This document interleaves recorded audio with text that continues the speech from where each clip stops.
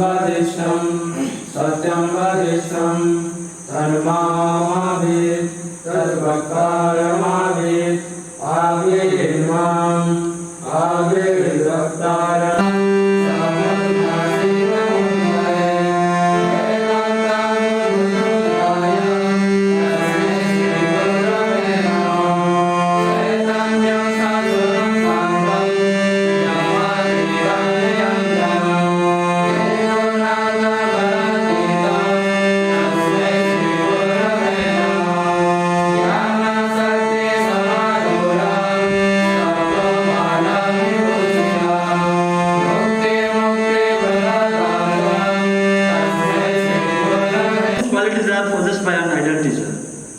Today, on this auspicious occasion of Teachers' Day, I am very glad to find all my teachers to be here. A huge love and respect to all of them. Now we are celebrating Teachers' Day on 5th September to show respect to all the teachers and remember them how important they are to us. Our parents give us birth and start us in the track, and the teachers who teach us to run on the track with the right direction. They never had to teach us well, they try their best to give us knowledge. The teachers serve whole country in a good way by teaching the students. Become very happy, and they have been celebrating from that day, Teachers' Day. But we know how the students are near to the teachers. Teachers are the second parents of his children, of his student, because they get back from their parents, but their second home is the school where they learn the remaining part of their life. They get the important lesson from the teachers. So teachers are the second parents, we can say. Teachers give them the moral, physical and mental education, everything is available. When we read the philosophy of Dr. Ramakrishna, we find that he has prophesied who is the real educationist and philosopher, which are reflected in the Dell's Commission report and also the Educational Commission 2020. The main message is hidden, as if hidden in his philosophy. He wanted to tell the students, if you want to be an ideal person or future citizen, ideal citizen of our India, motherland, then we must know the 4 pillars: learning to know, learning to be, learning to do, and learning to live together. Are interrelated, because philosophy and what will be the educations, these two terms can give you the ideas, such as if you apply the philosophical aspects in the field of education, then the education will be enhanced and it will be very effective for the students, because education is not only for the students, because students can be great citizens. If our students will be a great citizens, then it will be very easy for a state to run. Now, Swami Vivekananda has given a beautiful concept of education. According to him, education is the manifestation of perfection already made. What does it mean? That means every individual, every student is full of potentialities. That means if you foster the hidden talent which is within the students, then it will be a great benefit. And these manifestations is very important. Without the manifestation, a student cannot realize how much qualities he is possessing.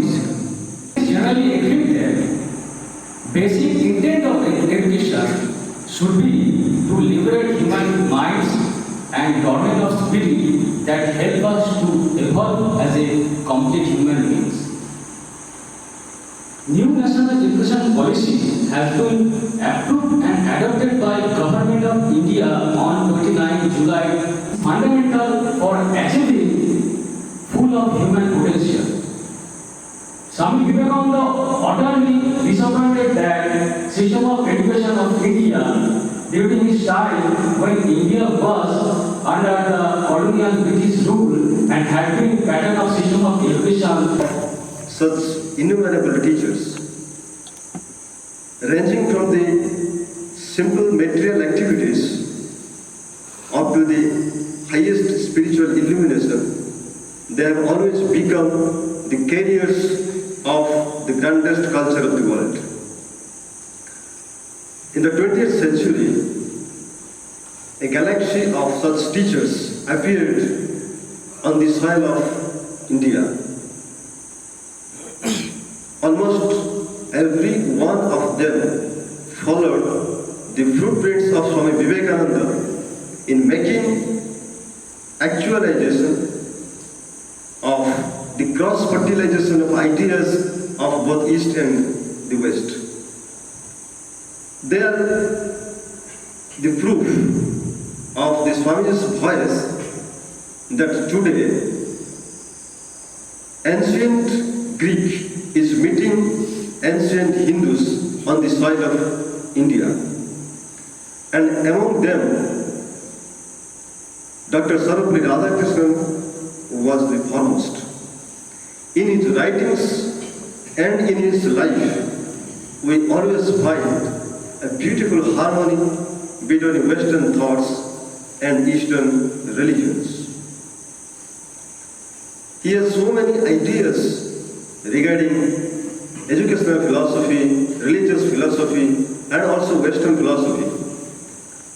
I would like to mention two of his most important educational ideas. Once, he was delivering some lecture in the Kerala University. There he mentioned, recalling the ancient Greek philosopher Aristotle, he said, only learning noble ideas are not enough for the development of a nation. We must find out some device to make those noble ideas materialized, actualized. Our students should not only be allowed to learn facts, but they are also they should be allowed to be trained in the values so that they can make those noble ideas alive. Always be allowed to foster their spirit of choice. Nothing should be forced. Even Swamiji would say, ours is always to put the chemicals together. The crystallization will take care of itself. We cannot force the crystallization. And the highest characteristic of a teacher is to always develop his own character, to be an instance for the students. A teacher is the greatest benefactor of a society. The highest quality of an most idealistic teacher is mentioned by Shankaracharya, Adi Shankaracharya, in his Viveka Chudamani, in a Sanskrit verse. The verse goes like this: Santa Mohanta Nivasanti Santa Basantavat Lokahitam Saranta Tirna Soyam Bhima Bhavan Ahetunan Anyan Abhidarayanta. The ideal guru is he who works in silence. And Swami Vivekananda puts it in a very simplest manner.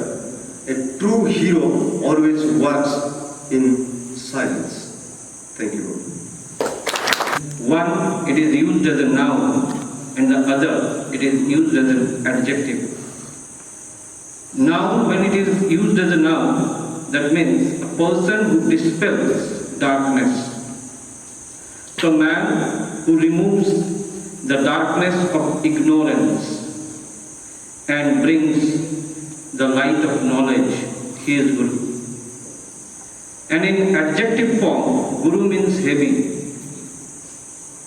So man heavy with love, heavy with inspiration, heavy with motivation, heavy with knowledge, heavy with purity at heart is a Guru. If you see down the history of our country, you will find a large number of Guru and their enlightened thought. Today, I'll just give you 2-3 examples of Guru and thought. The thought comes and says near the Guru, "Have you seen God?" The Guru says, "Yes, I have seen, and if you want, I can show you." See the confidence, see the simplicity. So, another example, the Guru asks the thought, "What you intend to do?" The thought says, "My intention is to go deep in the woods and meditate, away from all hustle and bustle. I want to meditate." You are on the path of spiritual journey. You are a teacher. You are teaching the message of Vedanta. That is the true culture of India. Do you know who is the teacher and who is the young Swami? The teacher is none other than Sarvapalli S. Ramakrishna. And that young Swami is our 15th president, Reverend Swami Atmasnandati. So this is our culture, my dear students, my dear teachers.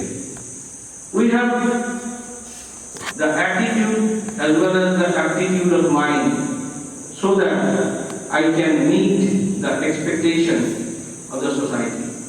With these words, I can conclude my speech. Thank you.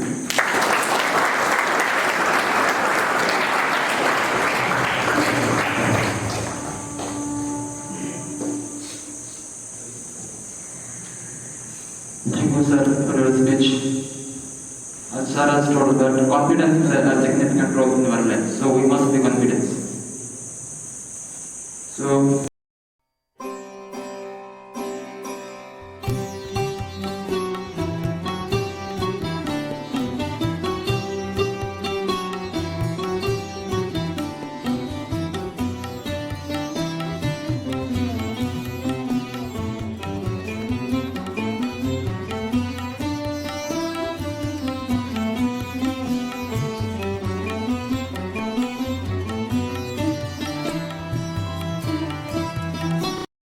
over the years.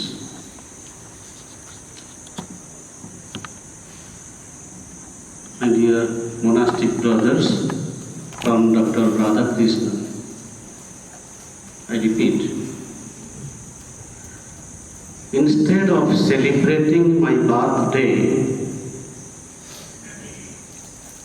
it would be my privilege if 5th of September is celebrated, is observed as Teachers' Day.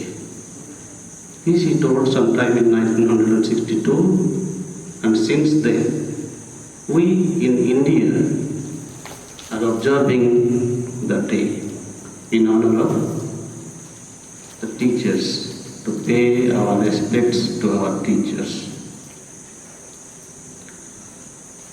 Today, the first speaker was our Vasant Kumar Pangi. He has very nicely spoke. Someone has mentioned in its speech about arousing the internal teacher. I think Vasant has proved him this saying of Swamiji, arousing of internal teacher, by his results. I think all of you know about the fact that for some reason or other, he couldn't concentrate properly, and as a result, he was detained in class 11. But he was not disappointed for that. He took it very sportively and surprisingly, to the pleasure of all of us, he has practiced the teachings of Swamiji and proved it in his life. See at his result, he stood fast in the last examination. He was explaining what does teacher mean, this 7-word letter.